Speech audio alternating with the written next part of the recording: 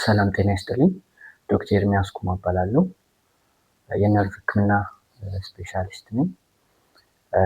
ስለዚህ በዚህ ቪዲዮ ከባለፈው የጀመርኩትን ከነርቭ ስርዓት ጋር የተያዙ ችግሮችን እንቀጥል ይሆናል። ባለፈው ስለ ነርቭ ራስ ምታት አውርተን ነበረ። ራስ ምታት በስንት እንደሚከፈል ፕራይሜሪ፣ ሰከንዳሪ ብለን ፕራይሜሪ የመጀመሪያው አይነት ራስ ምታት የሚለውን ዛሬ ከነዛ ውስጥ ይሄ ሚግሬን ሄዴክ የምንለው እናያለን ማለት ነው። ሚግሬን ሄዴክ አብዛኛው ሆስፒታል ውስጥ ከሚመጡት አይነት የራስ ምታት አይነት ነው። ማህበረሰብ ውስጥም የጠቅላላ ማህበረሰብ ውስጥም ስርጭቱ በጣም ብዙ ነው። እስከ 12-15% ይደርሳል። ሆስፒታል ውስጥ አብዛኛዎቹ የምናያቸው የራስ ህመም ሚግሬን ሄዴክ ነው ማለት ነው። ሴቶች ላይ በጣም ነው የሚበዛው እና አብዛኛዎቹ ከ30 እስከ 19 ያሉ እድሜ ላይ ነው የሚከሰተው ማለት ነው። በቤተሰብ የመተላለፍ እድል አለው። ቤተሰብ የሚግሬን ሄዴክ ካለው ልጆች እንደዚህም የመኖር እድሉ ይጨምራል ማለት ነው። መንስኤው ያው ብዙም አይታወቅም። ምርመራ ላይ ስናደርግ ኖርማል ነው የሚለው። ያው መላምቶች አሉ፣ ብዙ መላምቶች። ትንሽ ሰፋ ስለሚል በዚህ ቪዲዮ እሱን አላወራም ማለት ነው። ምልክትና አይነቶቹ ምልክቱ ስንመጣ ይሄ ሚግሬን ዊዝ አውራ የምንለው አለ፣ እስከ 25% የሚይዘው ማለት ነው። እዚህ ላይ ይሄ አውራ የምንለው ምንድን ነው? ልክ ሊጀምር ሲልም ኢቭን አንዳንድ የራስ ህመሙ ራሱ ከጀመረም በኋላ ይሄ ዚግዛግ የሆነ ነገር ይታየኛል ይላሉ። የሆነ ብዥታ ነገር ሊሆን ይችላል። ይሄ ቪዥዋል አውራ የምንለው አለ፣ ከእይታ ጋር የተያዘ ማለት ነው። እጅ መደንዘዝ፣ መጠቅጠቅ አይነት ነገር አለ። ይሄ ሴንሰሪ አውራ የምንለው፣ አንዳንዶቹ ኢቭን እጃቸውም ላይታዘዝ ይችላል ማለት ነው። ሞተር አውራ እንለዋለን እነዚህ። ከዛ በኋላ ራስ ምታቱ ይጀምራል ማለት ነው። ራስ ምታቱ ሲጀምር ደግሞ ይሄ የራሱ መገለጫ አለው። ራስ ምታቱ ለየት ያለ አይነት ራስ ምታት ነው። አንደኛ በጣም ከፍ ያለ ነው፣ ከበድ ያለ ራስ ምታት ነው የሚሆነው። ከ4 ሰዓት በላይ የሚቆይ ነው የሚሆነው ራስ ምታቱ።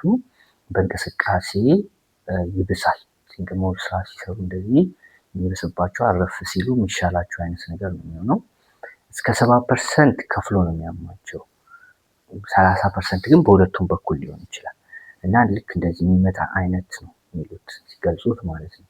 ግን እዚህ ጋር መጠንቀቅ፣ ሁሉም ከፍሎ የሚያሙላ ሚግሬን አይደለም። ሌላም አይነቶች አሉ፣ ወደፊት የምናወራ ይሆናል እንደሱ አይነት ራስ ምታቶች። ስለዚህ ተጨማሪ ምልክቶችም አሉት። አሁን የራስ ምታት በተጨማሪ ማቅለሽለሽ፣ ወደ ላይ ማለት ይኖራቸዋል። ብርሃን ማስጠላት፣ ድምፅ ማስጠላት፣ ሽታ ማስጠላት፣ እነዚህ መገለጫ ባህሪው ነው ማለት ነው ሚግሬን። ስለዚህ እነዚህ ምልክቶች ካላቸው ያው ሚግሬን ማለት ይቻላል ማለት ነው። ስለዚህ ህመሙንም ማወቅ የሚቻለው በቃ በመጠየቅ። እነዚህን ጥያቄ እንጠይቃለን፣ አዎ ይላሉ አብዛኛው ብዙ ጊዜ አዎ ነው የሚሉት። ስለዚህ በቃ ሚግሬን እንላለን ማለት ነው። አንዳንዴ ብዙ ምርመራ ሊያስፈልግ ይችላል ማለት ነው። ግን እነዚህ አሁን አደገኛ ምልክት የምንላቸው ካሉ የባለፈውን ቪዲዮ እዩ። አደገኛ የምንላቸው ምልክቶች አውርቻለሁ። እነዛ ካሉ ግን ተጨማሪ ምርመራ ያስፈልጋል። አሁን ኤምአርአይ፣ ሲቲ ስካን እንደዚህ የሚባለው ቼክ ማድረግ ያስፈልጋል።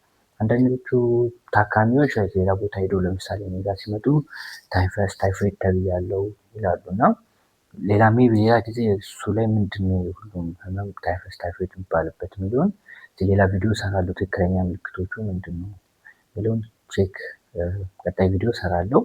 ግን ምልክቶቹ ከእሱ ጋር የሚገናኙ አይደሉም ማለት ነው። ህክምናው ስንመጣ 2 አይነት ናቸው፣ ከመድኃኒትና ከመድኃኒት ውጭ ነው።